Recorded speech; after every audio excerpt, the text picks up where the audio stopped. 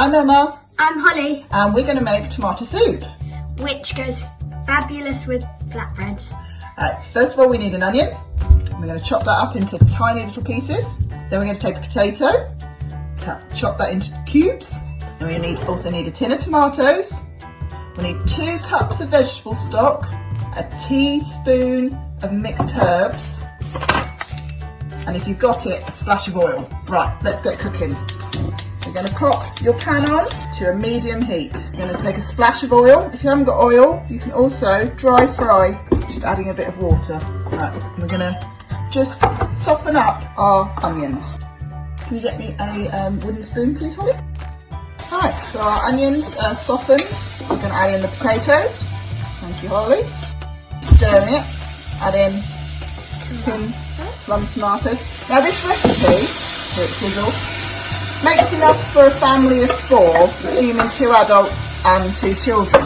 You can add more to the recipe, so you can add more tomatoes, or you can add more stock if you don't want it tomato. Right, so we're going to add 1 stock, well Holly's 1 cup of stock, and we're going to add 1 teaspoon of mixed herbs. Again, if your family don't like herbs, then don't pop them in. This is your recipe. I'm going to put a second, and then Keep mixing. I'm going to bring it to the boil so it starts bubbling. It's starting to look like a soup now. That's good news. And then you'll simply, once it's come to the boil, you're going to leave it to simmer for about 20 minutes. Okay, so our soup's been simmering for about 20 minutes or so now. The trick is, it's when the potato is cooked through. So, let's take it off the heat.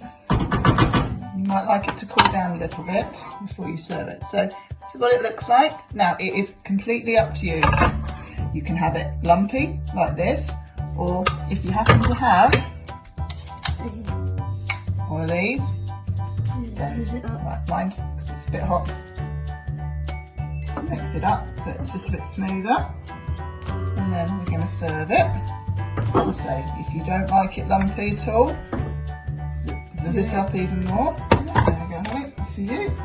I like it with a little bit of lumps in, so I've got mine with a little bit of lumps in. With our flatbreads that we made earlier. And our tomato soup. You going to try it? I've got a spoon. Good?